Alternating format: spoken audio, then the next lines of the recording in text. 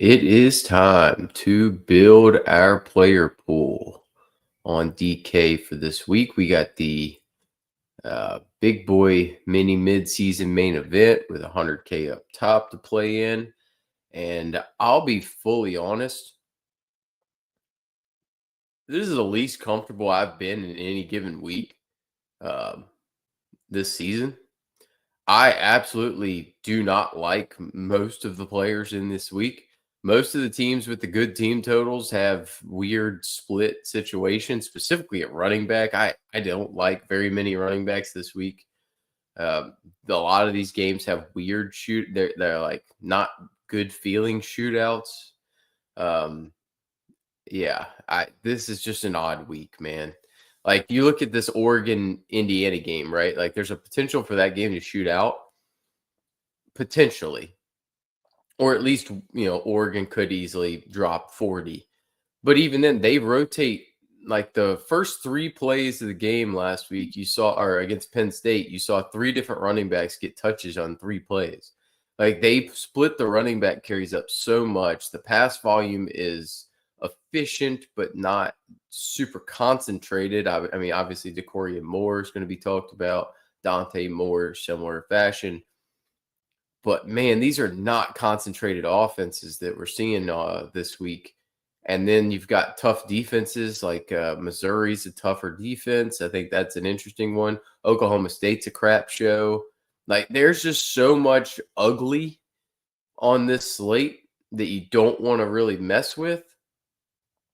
But at the same time, there's a whole lot of good stuff. There are good teams, we'll say, that have a very split situation that's tough to deal with. So this is going to take some navigating. I've got people I'm okay with, but there's also some injury news to talk about that we're going to have to figure out. So I think game stacks are probably the easy way to play some of this stuff. It's just load up on a game. The pricing is not soft whatsoever. Not to say that there isn't cheap people I like, but it's going to be weird. So anyway, that's my overall opinion on this slate. Breaking down into the core plays, the GPP plays, and the rest of my pool. That's not to say I will not play people that aren't in my pool. Those are going to be more reserved for game stacks. For instance, we'll use NC State Notre Dame. I don't have an NC State player in my pool, but if I'm game stacking that game, I'm going to play NC State players. It's just that's the only time I'm going to play them. So that's the way I kind of look at that. All right, starting out at the quarterback position. Core plays. I'm going to rank them. I'm going to say them in order of way I'm ranking them. Top play for me, price considered, is Brendan Sorsby of Cincinnati at 7,700. His price tag has not caught up to his capability. He's been rushing well. He throws for about 300. He's kind of got the rushing capability of I wouldn't call it Haynes King, but I'd call it Haynes King light, while also having the pass capability of Josh Hoover. That makes it a big deal. So when you look at somebody like Hoover or Ty Simpson, they do not have the overall rushing upside of a Sorsby, who can run for 50 to 70 yards, multiple scores, while also throwing for 300 and multiple scores. So ceiling's there, floor's there. I like Sorsby a good bit in this game. Coming in at number 2, I'm going to take Aiden Childs from Michigan State at 6,500, taking on UCLA. I think UCLA has a big drop-off from that emotional win against Penn State last week. They have to travel to Lansing, Michigan. Guys, I'm going to tell you, this is what makes me feel icky and not good about this whole slate. I think Michigan State might be my favorite stack this week. Like last week, I'm over here going, hey, I'm going to triple stack like a quarterback, running back, wide receiver, Clemson. That's comfortable. You want to talk about uncomfortable, talk about triple stacking Michigan State as being your favorite team. Golly, that's either going to be an all-time hit, or it's going to be I'm an all-time doofus for thinking Michigan State is is a hit. I just think UCLA is not good. I think we did see the bump of the coaching change, the emotion, the other team traveling cross country. Now they're the team who's had the emotion coming off of the high, and then they're having to travel across the country. I just have this feeling about Michigan State. I don't know why. But Aiden Childs, I've been a fan of. I think he's a quality player. I think John Smith's a good coach. I think they're getting better. Childs has the ability to run.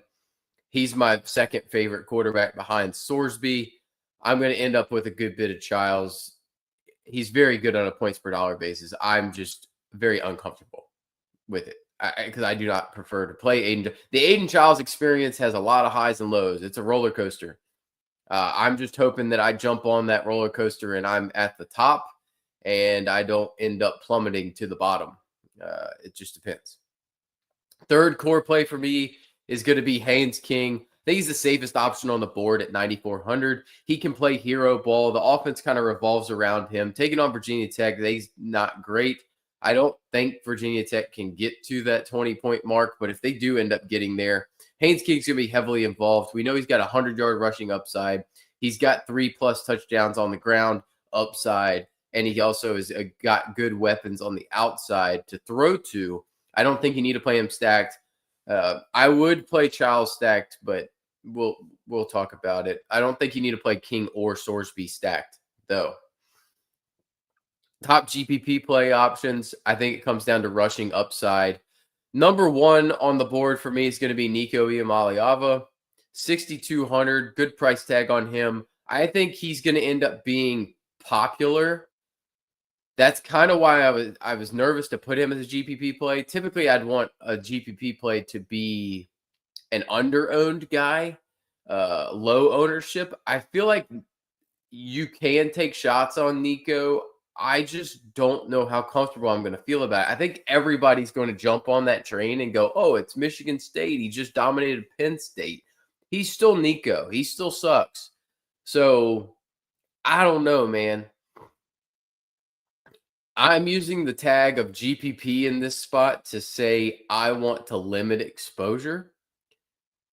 And I don't know that I'm going to play him in this midseason mini. I don't think I'm willing to play Nico in this. I just don't know. The upside is very clearly there. I just have this is just that game. I just have that feeling. I think UCLA ends up laying an egg and has 14 to 20 points, and Michigan State drops 40 on them. It just has all the makings of it. Second GPP play, and this will be moderately surprising to many. Given the context of how the team is built right now and how injured they are on the back end, and if y'all hear me talk about Dominique Orange every week, if he's out, even better. I think Caden Salter at 6,900 is a fabulous GPP play. He has a rushing touchdown in each game. I'm not even highlighting these guys. I don't know why. I'm slacking, guys. I'm sorry. So Salter has a rushing touchdown in each game. I'm going off of memory on these. I know way too much at this point. So I think he's got 50+ yard rushing. If he can limit the sacks, which that is not the strong suit of this Iowa State defense, is getting that. And we saw Sorsby just dominate them last week. I don't think you're getting 300 yards passing. I would say somewhere in the low twos you should be happy with, especially if he gets 1 or 2 touchdowns through the air. And then if he can add you another 50 and 1 on the ground, he does have a rushing touchdown every single week. So I think that there's plenty of GPP potential here for Salter to have a good game, if not a great game, potentially. Ooh, Hosseini's out. Okay, that's a big deal. Other guys in the pool for me, obviously you got to keep Ty Simpson in the pool. I think he's pretty much the offense in this spot. He's got, he's going to throw for about 300 and multiple scores. Should be a 25-point floor for him. Is that going to win you anything? I don't know, but I think the floor is good. So I still have minimal interest. I'm just not willing to go overboard. I much prefer Haynes King, Brendan Sorsby, and Aiden Childs in this spot. And then the same thing, like if you're game stacking, you can get to these guys, but that's why I'm not including them for that reason. Second guy in the pool, I am interested in Dante Moore. Limited mobility, but it is there, and he's highly efficient throwing the football. If Indiana can push Oregon on the offensive side, I think Moore has the capability to really pay out. He has very similar profile to Ty Simpson in this one, and they project within a point of one another. Next guy I'm interested in is going to be Josh Hoover. I don't believe in the rushing upside. I know he has a rush touchdown each of the last 2 weeks. I don't think that's really in his wheelhouse. I think you're more relying on the pass volume. So I think 30 points is in play, no doubt about it. Kansas State has been on the struggle bus. Kavorian Barnes and this entire TCU offense has struggled to run the football to an extent. We know that UNC's terrible. That's why they were able to run the football. Otherwise, they've kind of struggled. I think 30 points is well within his range of outcomes. So I have no issues playing him at 82. It's just Sorsby is a preference play for me in that similar range personally. And is it a week where I'm given a pool if I do not mention Rocco? I mean, it was the highest scoring on the quarterback on the week last week. He's my favorite player. I mention it every week. I love this guy. He's one of my favorite guys. I think he's, from an NFL draft standpoint, he has the intangibles. I swear he reminds me of Baker Mayfield. I've said it for a couple years at this point. You know, he's got that moxie that Baker, he lives in chaos, as they were saying on the broadcast. So I think that 20 plus is definitely in play at Colorado. Potentially down Carson Hansen. The pass offense is getting better. I don't know that 300. I don't see a Cincy game because they were trailing the entire game there. I would expect something more similar to this Arizona game from a total point standpoint, somewhere in the mid 20s to mid to low 20s. So he should definitely be in the pool. He's a very comfortable click at 7,300 and a guy that I'm willing to play. And I think he plays well with stacking this game with Salter. All right, let's move on to this crap show that is running back. I can't stand this position this week. I absolutely can't stand it. So what I'm going to say is there's a couple of injury things to mention, but I'm going to tell you right now, I normally like to have 4 core plays to mention. There's 2 that probably are core plays after the first one, but there's going to be one guy that I'm going to put in the core, and I can't believe I'm going to say it. Give me Mekhi Frazier of freaking Michigan State. He entered the year in a 3-headed monster backfield. The man has scored double-digit points twice all season. And at 4,800, I'm going to make him my only core running back this week. What am I doing? I've lost my mind. I think he goes for 20 points. I just do. He's getting a lot of work. I like it. Michigan State absolutely stinks. I mean, well, they do. That's probably a Freudian slip at this point. UCLA stinks against the run. That's a Freudian slip if I've ever heard one. Michigan State's defense does stink. So they do end up in a lot of shootouts. Notice all the points scored in these games. The over is a very popular bet in Michigan State games. I just think that Frazier probably gets 15 to 20 touches in this one. And if he gets 15 to 20 touches against this UCLA defense, I think he can get the bonus and at least 1 touchdown and maybe 2 touchdowns. So I'm going to be heavy on Mekhi Frazier. I love the price tag, and he fits very well with a lot of stuff. So he's going to be a core play for me. Now, two injury situations. Well, a couple of injury situations I want to monitor, we'll say. So Jeremiah Love, I know he got banged up last week in this Boise game. So in fairness to Jeremiah, if I just don't hear anything, he's a core play. I put him in orange. He is orange status for me just for an injury monitor. And I'm going to monitor him because I know he left that game at one point last week. If he's playing, he's a core play. If he's out, then Jadarian Price is obviously the lock of the slate. Anytime he's out, it's very similar to like Singleton and Allen used to be before Nick Singleton started to stink. Anytime one was out, the other's a core play. So if Jeremiah Love's playing and he's good to go, he's a core play at 9K. I have no issues paying up for him. I'd rather pay up for him than Jeremiah Smith. No doubt about it. All right, next injury situation to monitor that could turn into a core play. If Carson Hansen's out, Abu Sama will become a core play at 4,300. So we need to wait and monitor that. Hansen, I believe, is going through the concussion protocol. I don't care if he plays. We're not playing him. He's questionable with concussion. So I think Hansen probably doesn't play given that. And so I would say Abu Sama is going to be a core play at 4,300. I would rank them Frazier, Love, Sama based on price and ability. And then let's see. I'm going to touch on one other guy, but he's not a core play. Right here, let me just touch on my GPPs and then I'll talk about the other injury situation. So GPP wise, Evan Pryor has to be in your GPP pool. He does not get a ton of touches, but he is explosive when he does touch the football.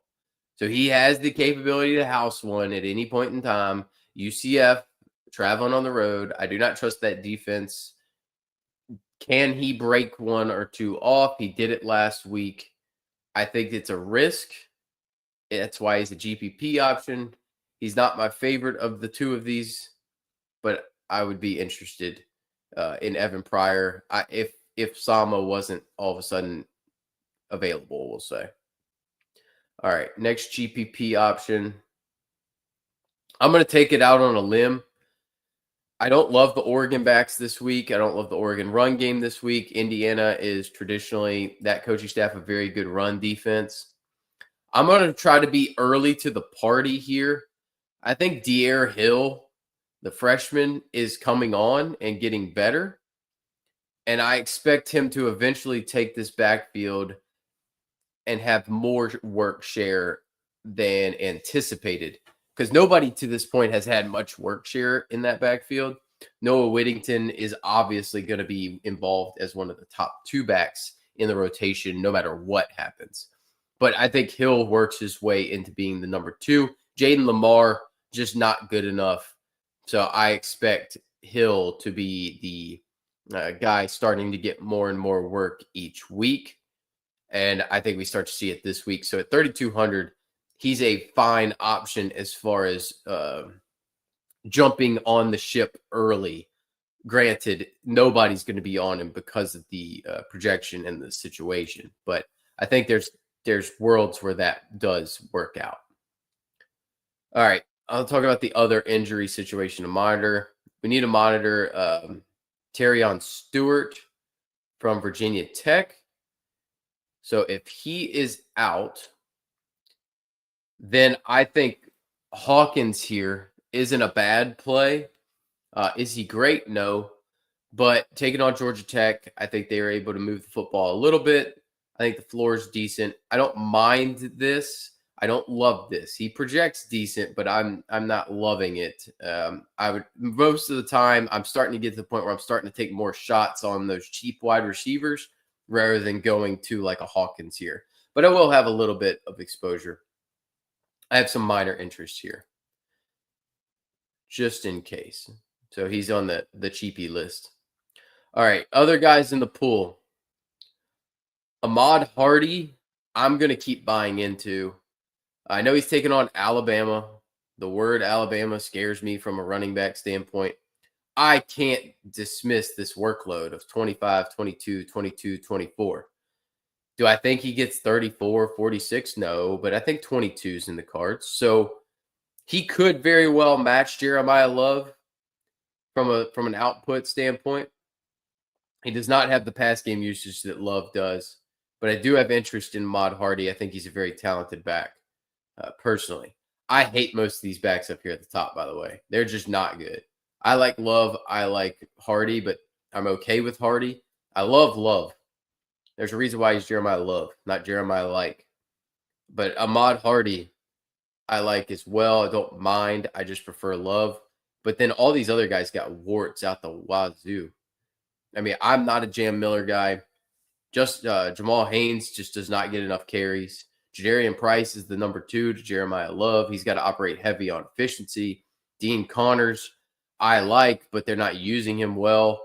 He's the one that I probably should have highlighted as a GPP option. They're just not utilizing him well. His best skill set is his pass catching, and they might be trotting out a wide receiver at quarterback. I don't legitimately know the answer yet. I'm still trying to figure that one out. I'm not a Miles Montgomery guy. I'm not like Smothers is splitting work. Edwards is banged up. Hanson's banged up. Like these guys, there's so many warts up here. Weiser's coming off an injury, and I don't like the matchup. So that leads me to I'd rather just go all the way down here and give me Bo Jackson. I mean, this guy might as well be prime Bo Jackson at this point. The kid looks amazing. I think he's very good. I'm going to have plenty of him. I have interest in him. I can't believe I like a Michigan State running back better than the Ohio State running back, even if they were the same price. It's where I'm at. What a weird year at this point right now. I can't believe that I've said that. But I like Bo Jackson. I will be playing Bo Jackson in a at least one of my teams in this midseason mini. Next guy that I have interest in, and I'm open to for sure, is Tyree Walker. I think Tyree Walker could find the end zone multiple times. He has 15 to 20 touch ceiling. He gets a good amount of work in the red zone. I would say that if Sorsby doesn't pay out, then Walker probably is the one that does, although Evan Pryor could destroy you on limited touch capability. It's kind of a Jeremiah Love, Jadarian Price situation where I think Walker gets the bulk of the workload and the goal line touches. It's just Pryor could snake you on 6 carries. So I like Tyree Walker. I think the price is very accommodating. I will be playing him a good bit. He is likely should have been a core play. He's fringy. He's right on the fringe though. If we were to say you had to name 4, it would be Frazier, Love, Jackson, and Walker, depending on the health of Carson Hansen, because Sama would be in there as well. All right, another health thing to monitor. Monitor Des Reed at 5K. If he's back and listed as playing, I'll have a hard time not playing him because he's got a 16-point floor just off of the pass catching upside. He he starts every game with 6 points before he ever gets going. So I think he would probably vault into my top play if he was healthy. The volume is so good for him when he's healthy. Now, this is the trickiest one of the entire slate for me, and I'm still trying to figure it out. I had him marked as a core play at one point. I love Gavin Sawchuk. I liked him at Oklahoma when he was a freshman. He disappointed last year when he was banged up. That whole team was banged up. I don't know what to do here. So Pitt has faced they're ranked as one of the better run defenses in the country. But they haven't faced very many good run teams. And Louisville, all the backs were hurt in that game. So obviously they weren't able to really run the ball because they were hurt. Nobody was healthy. The only time they've really faced a competent run game was West Virginia, and West Virginia calling them competent is a laughing matter. But Ty Edwards had 24 carries for 140 yards. Now, the other question is how much work does Sawchuk get? How much work does a Sawchuk get if a Sawchuk could get work? There you go. I don't know. So does he get enough carries? Can he be efficient with the carries? Does he get enough work around the goal line? I think you need to play some Sawchuk at 4,500. I think you do need to play some. It's just a question of he projects so well. But I think his median projection is high because his floor is high, but his ceiling's low. So I don't know that he wins you a tournament. I just don't think he loses you a tournament either. He's a very big question mark for me. He's splitting work with Chroma. You got Roydell Williams back. How much work does Roydell Williams take from him? Man, I mean, Sawchuk is a very big decision point. Like, what is the ceiling? What is the floor? I think this is closer to the ceiling, 20 points. It's just, can that be enough? I don't know. That's a tough one. Last guy, very similar to Evan Pryor. I'm just going to mention this kid, Jaden Nixon. He's going to have to operate on efficiency, but he's explosive as all get out. You could see what can happen in a game where he gets the explosive touches against like a Kansas State with 15 points, and you can see what happens when he doesn't get the explosive touch against Kansas. So that's kind of where he's at. I'm open to him. It's just he's not my favorite play in the world. All right, more fun at wide receiver. I think there actually is decent plays at wide receiver. Let's start out with the core guys. Top play on the slate for me from a points per dollar standpoint is Jeremy Bernard. Y'all know that I believe he's as good, if not better, from a fantasy standpoint of a producer as Ryan Williams. So at 5,900, far too cheap. He should be minimum 6,700. I think this is just an easy $1,000 that we're saving on a points per dollar basis. He's a top wide receiver play. It's not really close. I will have a ton of him. He hasn't broken 100 yards since that Florida State game. I think he kind of can push for that this week, but he scored in the rest of the four. It's just floor ceiling combination is through the roof. So I'm going to be high on him, no doubt about it. Second best play for me at wide receiver. I'm going to take Carnell Tate. He had a monster game last week. I don't think that you're going to see that again. I just think the floor is much more similar to these games up in here. He scored in 4 out of 5.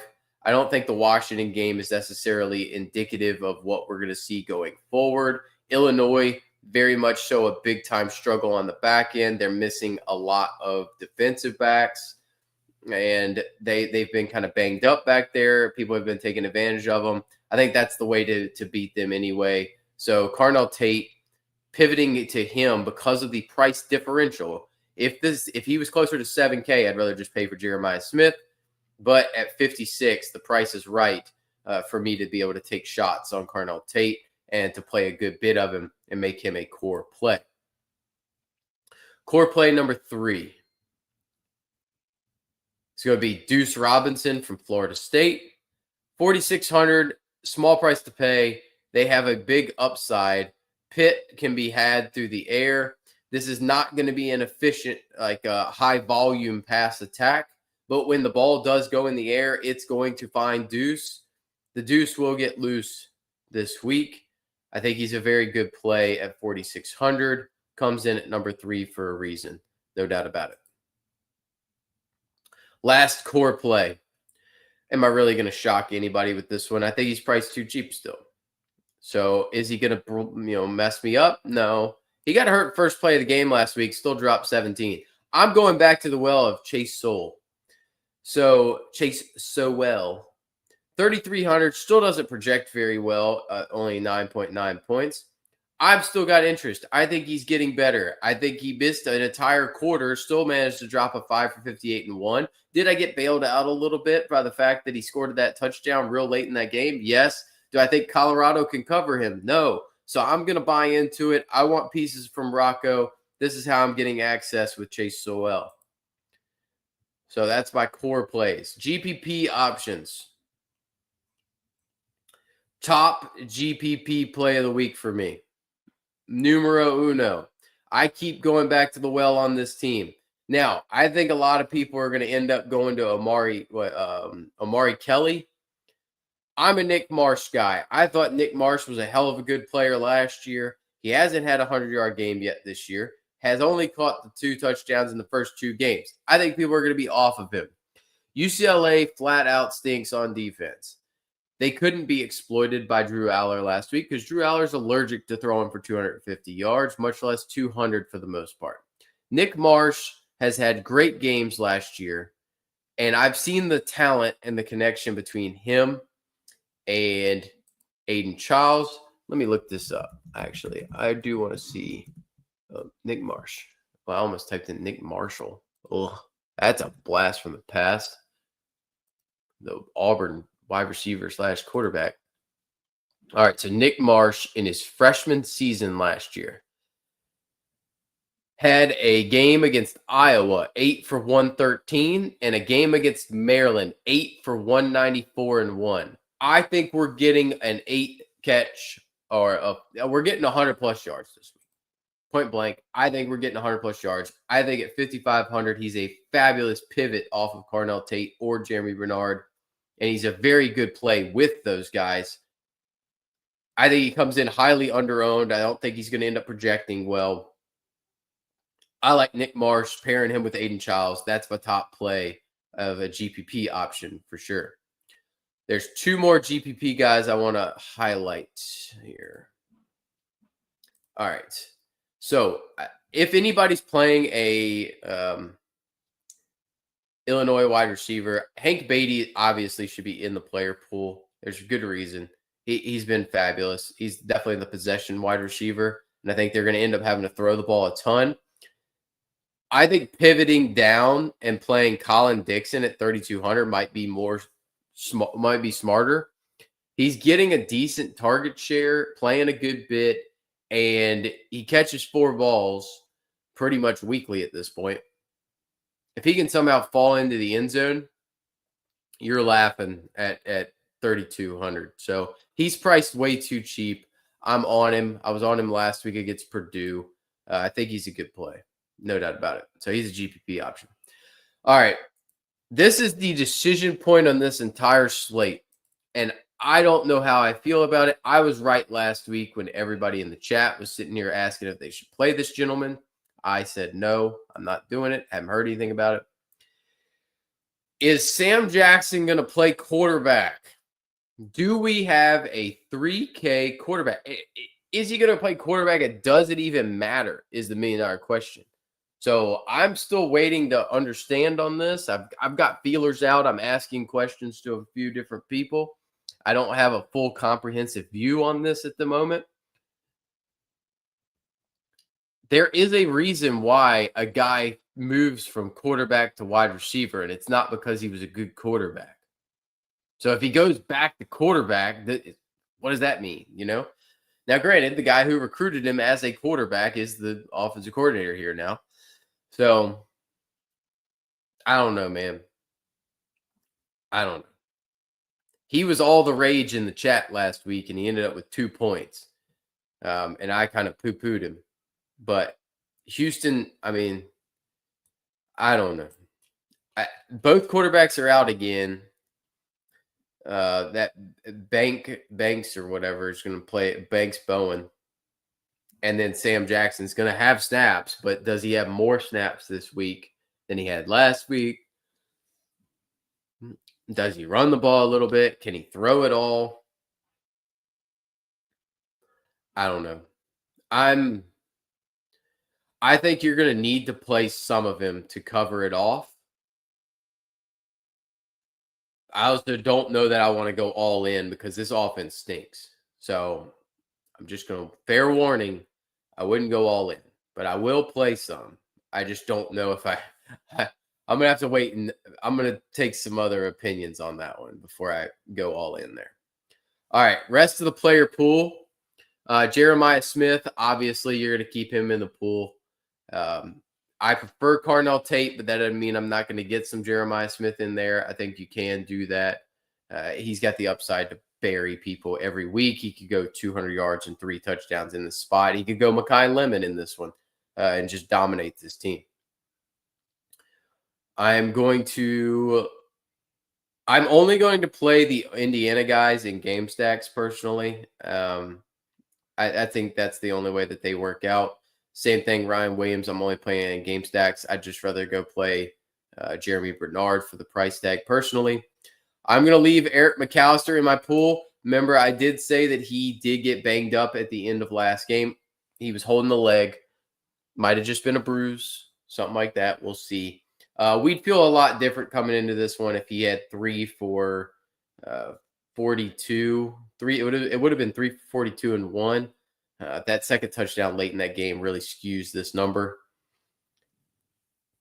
I'm in, but I don't love it. So I have him orange right now just for me to monitor, just in case. All right. I'm kind of a lot of these guys are game stack plays for me, for the most part. They're not really in the pool. Cyrus Allen, I have to keep in the pool. He's definitely the top option for me to stack with Brendan Sorsby. Did not have a good game last week, but Sorsby in company ended up running the ball well. I think you can play Sorsby naked, no problems. I don't think you have to stack him, but Cyrus Allen definitely is an option for sure. But there's a lot of really good plays in that range. Like 3 of my top plays are literally right around him in Bernard, Tate, and Marsh.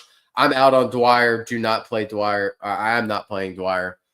I just think that his connection with Hoover is poo right now. So there's a lot of other guys I would rather play.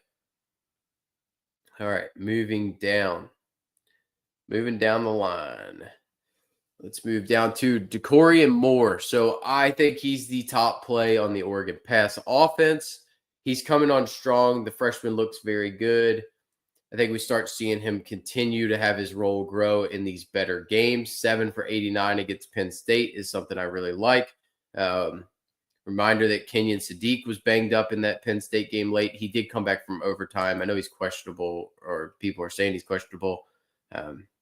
I think he ends up being fine for this one. All right. Move it down. Malachi Fields, big play threat, called that touchdown last week. We still haven't gotten that 100-yard and multiple score game. I think it's coming. I think you got to keep taking shots on Fields. You do not have to play Carr if you're playing Fields. It's very clear that the 2 options in this pass offense are Malachi Fields and Jordan Faison, and they operate in 2 vastly different ways. Faison's going to catch a lot of your short area, high volume targets, and then Fields is going to be your shot play threat. So depending on how you want to play it, I think both are viable. On FanDuel, I would much rather play Fields to Faison. On DK, Faison makes a ton of sense, but I also understand if you want Fields for the upside there. Moving down, we already touched on Hank Beatty. Manjack, I like Manjack a good bit. He's playing very good in that power slot role, catching a good amount of balls. He's got a touchdown or 100 yards in 3 of 4. So I think mid-teens points to upper teens points are very viable. He's a very good stack partner with Hoover. I also like putting Hoover, McAllister, and Manjack together, but I have no issue being Hoover, Manjack as a solo if that's where you end up. Coming down further, Raphael Williams, I'm going to lean on him being, I don't know. I think that he's a decent play. It's him or Kenny Johnson. I just prefer Williams in this spot. I think I might end up a little bit on Omari Kelly here. I didn't include him in my pool originally, but yeah, I mean, because it's that one catch that kind of skews all of his game logs. that 175-yard catch, because you take that away, now you're at 5 for 58 scoreless. I don't know. I'm a Nick Marsh guy. I'm gonna stack Nick Marsh. If I was double stacking, sure, you can go there. But my preferred play method's gonna end up being Childs, Marsh, and Frazier. Um, that's kind of where I'm at with that one. All right, coming down to the 4K range. I don't mind stacking Caleb Goody. I know he was terrible until the 82-yard touchdown, and that 82-yard touchdown saved his bacon. Saved my bacon too. It's in there though. I like Caleb Goody, the player. I think 4K is a reasonable price tag. I prefer him to Caldwell, and I would probably I'm probably going to end up more on him than I will on Cyrus. I just don't know that I'm going to stack a lot of Sorsby. I think I'm going to play Sorsby naked more often than not. All right. I don't know what to do with this one. I kind of have just built a lineup that I ended up with 3,900 left, and I shoved him in just to get him in, but I don't particularly love that. Just happened to see his name. Injury dependent here. If John Mateer plays, I'll have a little bit of interest in Satania. If it's Hawkins, I'll have a little bit of interest, but I'm not going to love it. I have moderate interest. He plays well out of the slot. He projects amazing. He's the best points per dollar play on one of the best points per dollar plays on the slate with Colin Dixon. I think he's a very much so needs to be in play given the relative role. So I'm interested in Satania. I got him orange right now, but it's not because of him. It's because of his quarterback play. All right. Last couple cheap options in this spot. Let's see here. Where is 3,200? You end up with all these crappers down here. There he is, Amari Thomas. So if I'm going to play a Houston wide receiver, it's going to be, or a Houston patch catcher whatsoever. I'm not going Tanner Koziel. I'm going Amari Thomas. He showed good upside. Now, the problem is if Connor Wigman doesn't play coming off of his issues, and it's Zeon Chris is absolutely awful. Yes, he threw him the 64-yard touchdown. I can't play a pass catcher with Zeon Chris. So if Zeon Chris is the starter, we got problems. I don't know, man. If Zeon Chris starts, I think Oklahoma State money line's in play, even though the under really needs to be in play. That's just going to be ugly. I don't know what to feel about that game. I'm gonna need somebody else to talk me off the ledge on that one. I do not like that game whatsoever. Maybe if Zeon Chris starts, you end up with more Dean Connors. But I don't mind shots on Amari Thomas, that's for sure.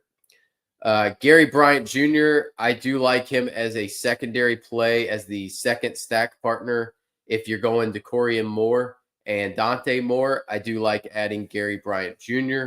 I am playing a full game stack of this one where I play Dante Moore, Gary Bryant, and DeCorian Moore with Mendoza and both of the high-priced wide receiver options in Omar Cooper and my guy Elijah Surratt. So if this game does shoot out, I'll have it all. I don't love the running back situations on either team, so I don't mind stacking up the wide receivers for sure. All right, last guy to highlight for me. I think Saturday morning we're literally going to have massive conversations about Sam Jackson the fifth. I'll tell you that right now. Isaiah Canyon, if I am going to play a Georgia Tech wide receiver, it's going to be Canyon because he's cheap, and I think the floor is good. I don't want to play. I like Rivers the most as far as like upside, but I think Canyon for the price will hurt me less than anybody else. So I like Canyon. I much prefer Colin Dixon at 3,200. Maybe Sam Jackson. I love Soul at 33. I like Gary Bryant at 32, but they're pretty similar. Amari Thomas at 32's got more risk. more upside, less floor. Colin Dixon at 32 is a fabulous play. So that's where I'm kind of at. There's a lot of low priced options. Yes, sir. Good morning, David. Um, I mentioned it at the top of the show. I'm going to let you know right now. I absolutely loathe this slate on DK on DraftKings. I do not like it. This is the least enjoyable I've felt about it. Usually I'm excited to build a bunch of lineups. This week I'm kind of like, there's a lot of meh on this slate. Yeah. My favorite stack, and I've mentioned it, and I do not enjoy the fact that I'm going to say this, is Michigan State. That tells you how terrible this slate is. Just FYI. I there's so many shared backfields and teams playing tough defenses, and like this is an ugly slate. This is an ugly slate, my opinion. On DK. On FanDuel, there's a lot of fun stuff. So tomorrow, though, we will talk exclusively FanDuel and go over that. I'm still working on, like I said, I think a big thing's going to be is how much does Sam Jackson play quarterback on this slate at 3K for Oklahoma State? I'm trying to figure that out. So we went through everything on this one. I think you're going to have a bunch of game stacks. I think this is ultimately a week where you just game stack games on the lower end tournaments. I don't know exactly what I'm going to play on the upper end stuff, but what I'm going to do now is try to build all of my stacks on my low dollar entry stuff and then play with it. My current shell, I will tell you, on my first mid-season mini main event team, my first shell of a team is, I'll show you what it is because I haven't finished it yet, but my first shell is this. Although I might end up changing it, to be honest. But the original shell thesis was this one, but now I'm thinking I want to change it. Yeah, because I had Deuce and Sowell. Well, Sowell's going to be in it, so I might as well just throw that in there because I already know Chase Sowell's in this because I'm buying it. So I'm going to go there. And then I had Sorsby in here. So that's my original shell. Oh, where's Deuce? Oh, come on. Fat finger. Yeah. So that was my original shell that I built. And I like that. Don't get me wrong. And then I'm trying to figure out. Yeah, I like the shell. That's my original shell. Now, I'm wondering if I would prefer it if so anyway, so we'll talk through this for a second. So if I build that shell, I don't mind that because then I can go Bo Jackson here and then I've got 43 for a flex. So if let's just say Carson Hansen's out, you could go Abu Sama. Now, do I love having two Iowa State guys? Not necessarily, but I don't hate that, right? So I'm cool with that. I'm also cool with Mekhi Frazier in this spot at 48, and now I have 53. And I don't love anybody in that range unless actually it was Tyree Walker. So I like this also, but do I want Walker and Sorsby? They're directly like opposed. So then it would be like, all right, is Des Reed healthy? All right, Des Reed's healthy. Cool. I'm going to play Des Reed. Or I can go DeCorian Moore maybe.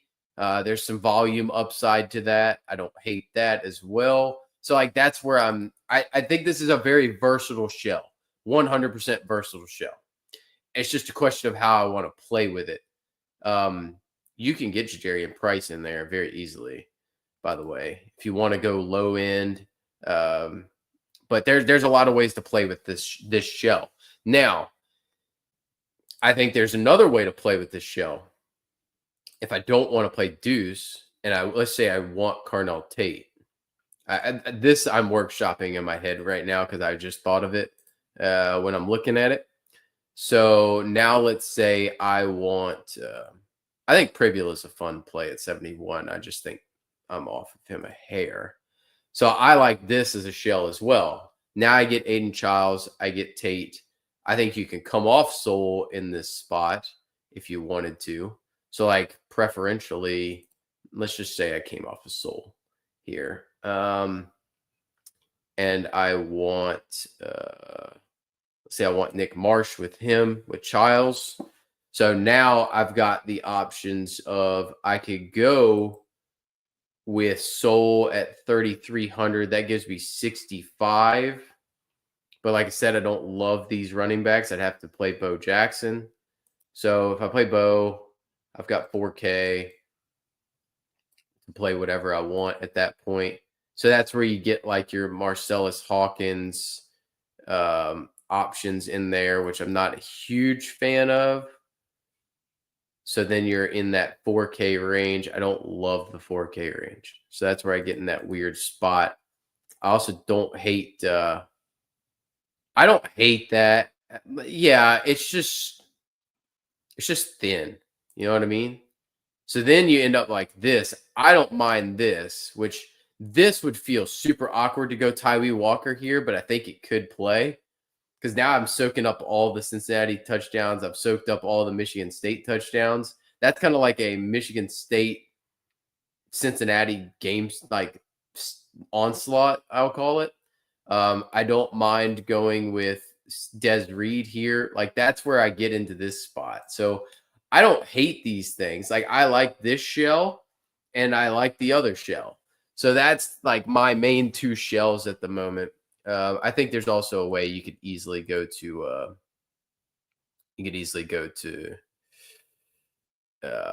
Haynes King there. And then you've got optionality. So, oh my goodness. I just hit the skeleton key, boys. I just figured it out. There it is. Y'all know who's going here.